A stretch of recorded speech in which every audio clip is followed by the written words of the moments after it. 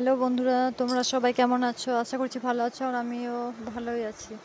তো বন্ধুরা দেখো, এই যে আমার বাবুকে আমি রেডি করিয়ে দিচ্ছি। আমরা আজকে একটু মানে ব্যাংকে যাব। তো ব্যাংকে কী জন্য যাব সেটাই তোমাদের সাথে শেয়ার করব।